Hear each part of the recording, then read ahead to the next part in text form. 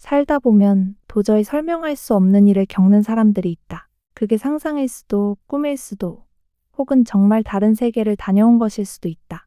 오늘은 내가 정말 어릴 때부터 수없이 들었던 우리 할머니의 이야기다. 마루에 앉아 있으면 낮게 울리던 할머니의 목소리. 그 속에는 내가 가본 적 없는 이상하고도 아름다운 세계가 숨어 있었다. 어릴 적, 나는 할머니 얘기를 참 좋아했다. 여름 저녁이면 마루 위에 돗자리를 깔고 모기향 냄새가 피어오르는 그 시간, 할머니는 한 손에 부채를 들고 천천히 이야기를 꺼내셨다. 그땐 내가 정말 젊었을 때였지. 도시에서 자라난 할머니는 예쁘고 손재주가 좋으셨다. 할아버지를 만나 결혼했지만 시집온 현실은 달콤하지 않았다. 다 쓰러져 가는 초가집, 살림살이라고는 그릇 몇 개, 사방이 산으로 둘러싸인 깊은 산골, 앞 뒤로는 농과 바쁜 이웃집도 멀리 떨어져 있었다. 그때 내가 가져온 거라고는 재봉틀 하나뿐이었어. 할머니는 부드럽게 웃으시며 그 재봉틀을 쓰다듬듯 허공을 스쳤다. 그 재봉틀로 할머니는 스스로 옷을 만들었고 그 솜씨가 소문이 나면서 동네 사람들이 하나둘 옷수선을 맡기러 왔다. 처음엔 즐거웠다고 하셨다. 천의 촉감, 바느질의 리듬, 실이 매듭을 만들어 옷이 완성되는 기쁨. 하지만 일이 많아지면서 할머니는 점점 잠을 줄였고 밤이 깊어도 재봉틀 발은 멈추지 않았다. 그때부터 몸이 조금씩 무너져갔다. 하루는 말이지, 눈을 떴더니 논두렁 위에 서 있더라고. 할머니 목소리가 낮아졌다. 집에서 바늘을 꿰던 기억이 마지막인데 다음 순간 흙냄새가 진하게 풍기고 멀리서 까치가 울고 있었다고 한다. 어느 날은 할아버지가 저녁에 집에 왔는데 할머니가 없었다. 밖을 찾던 할아버지는 논둑 끝에서 걸어가는 뒷모습을 발견했다. 큰 소리로 불렀는데도 할머니는 전혀 반응이 없었다. 바로 뒤에서 불러도 꿈쩍도 하지 않았다고 했다. 결국 어깨를 툭 치자 그제서야 번개처럼 정신이 돌아오며 내가 왜 여기 있지? 라고 중얼거리셨다. 그런 일이 잦아졌다. 아침에 쌀을 씻고 있었는데 해질 무렵 물가에서 돌을 세고 있는 자신을 발견한다든지 마치 누군가의 부름에 이끌려 나갔다가 돌아오는 것 같았다. 그리고 결국 할머니는 쓰러졌다. 그땐 정말 아무 힘도 없었어. 하루, 이틀 그리고 2주 동안이나 눈을 뜨지 못했다. 할아버지는 매일 죽을 쏘아놓고 이마를 짚으며 기다리셨다. 할머니는 그때를 이렇게 설명하셨다. 내 몸은 누워 있었지만 내 마음은 누워 있지 않았어. 먼저 떠오른 건 어린 시절의 한 장면이었다.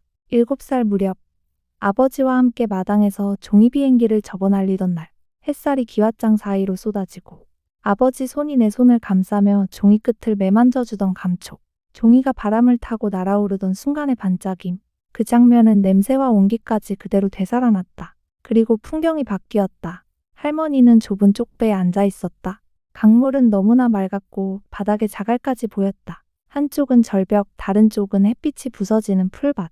바람이 풀잎을 스칠 때마다 표면이 반짝이며 물결처럼 흔들렸다. 배는 바위 틈을 향해 흘러갔다. 그 틈은 금빛이 번져나오는 신비한 입구였다. 그 빛 속에서 한 노인이 서 있었다. 허리가 곱고 눈빛이 맑았다. 물결이 발목을 스쳐도 옷자락은 젖지 않았다. 그 노인이 입을 열었다. 자네는 아직 갈 때가 아니야. 그리고 손바닥 위에 금빛 구슬을 올려주었다. 작지만 빛이 살아 움직이는 것 같은 구슬. 이걸 가지고 얼른 돌아가게. 그 순간 강물은 검게 변했고 바람이 뒤집혔다. 할머니는 본능적으로 구슬을 꽉 쥐었다. 눈부신 흰빛이 터지고 어둠이 접히듯 사라졌다. 눈을 뜨자 초가집 천장이 보였다. 할머니의 오른손은 단단히 쥐어져 있었다. 천천히 펴보니 아무것도 없었지만 손바닥에는 따뜻한 온기가 여전히 남아 있었다. 바로 옆에서 할아버지 목소리가 떨렸다. 당신 2주 동안 눈도 안 떴어. 그 순간 할머니는 다시 숨을 깊게 들이마셨다고 했다. 마치 아주 깊은 곳에서 올라온 바람이 몸속을 채우는 것처럼. 할머니는 그날 이후 거짓말처럼 몸이 회복됐다고 하셨다. 눈 떴을 때 말이야, 배가 고프더라. 그게 참 이상했어. 그 전까지는 아무 맛도 아무 힘도 느껴지지 않던 몸이 다시 자기 자리를 찾은 듯 발끝부터 머리끝까지 따뜻해졌다고 한다. 며칠 동안은 걸음을 떼는 것도 조심스러웠다. 마치 새로 태어나서 처음 걷는 사람처럼 바닥의 단단함, 무릎의 각도, 허리를 세우는 힘 하나하나가 새로웠다. 그리고 신기한 건 그 뒤로는 더 이상 홀리는 일이 없었다는 것이다. 문 밖을 나가면 발걸음이 돌아올 때까지 의식이 선명했고 논두렁 위에 멍하니 서 있던 자신을 발견하는 일도 사라졌다. 밤이 와도 이상한 서늘함이 느껴지지 않았고 달빛 속에서도 오히려 마음이 차분해졌다. 참 이상하지. 그 노인이 누구였는지는 아직도 모르겠어. 할머니는 그 말을 하실 때마다 잠시 눈을 가늘게 뜨고 먼 곳을 보셨다. 우리 아버지 같기도 하고 아닌 것 같기도 하고. 근데 그게 뭐 중요하겠니? 중요한 건 그 말이었어. 아직 갈 때가 아니야. 그게 내 속에서 계속 울리더라. 나는 그 말을 들을 때마다 등줄기가 서늘해졌다. 왜냐면 할머니 목소리에 담긴 그 울림이 단순한 기억이 아니라 정말 다녀온 사람의 무게 같았기 때문이다. 그 후에도 할머니의 삶은 크게 변하지 않았다. 집은 여전히 오래된 초가집이었고 사방이 산인 건 변함없었다.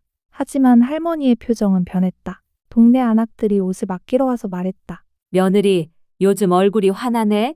그럴 때마다 할머니는 웃으며 대답했다. 조금 쉬었더니 그렇죠 뭐. 밤이 되면 재봉틀 발을 멈추고 달빛이 마루까지 스며들면 그대로 앉아 그 빛을 바라보셨다.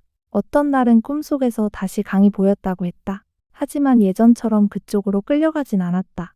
물결 위로 금빛실이 흘러가면 할머니는 그 실을 따라가다가 조용히 되돌아오는 법을 알게 되었다고 했다. 내가 조금 더 크고 나서 용기를 내어 물어봤다. 할머니, 그때 받은 금빛 구슬, 그게 뭐였을까요? 할머니는 한참을 생각하시더니 이렇게 말씀하셨다. 아마 돌아올 이유였을 거다. 나는 그 말이 마음 깊숙이 박혔다. 돌아올 이유. 그게 사람을 살리는 힘이 될 수도 있다는 걸. 그때 처음으로 느꼈다. 세월이 흘러 초가집은 기와집으로 바뀌었고 논두렁의 물길도 조금 더 고다졌다. 그래도 여름밤이면 벌레 소리, 바람 소리는 예전 그대로였다. 할머니는 나이가 들어 바느질을 조금씩 놓았지만 바늘과 실을 잡는 손끝의 기억은 끝내 잊지 않으셨다. 그리고 가끔 나를 불러 그 이야기를 다시 꺼내셨다. 그때 말이야, 내 손이 참 뜨거웠어. 그럴 때 나는 물었다. 지금도 느껴져요? 할머니는 웃으시며 말했다. 가끔 나는 믿는다. 세상에는 우리가 모르는 문이 있다. 그 문을 열고 잠깐 다녀온 사람만이 그 너머의 공기를 안다. 우리 할머니는 구슬을 쥐고 돌아온 사람이다. 그래서 나는 이 이야기를 이렇게 전한다.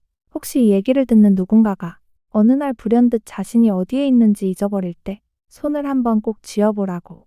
손바닥 안에서 아주 작게 따뜻한 무언가가 느껴진다면 그게 바로 당신이 돌아올 이유일지도 모른다.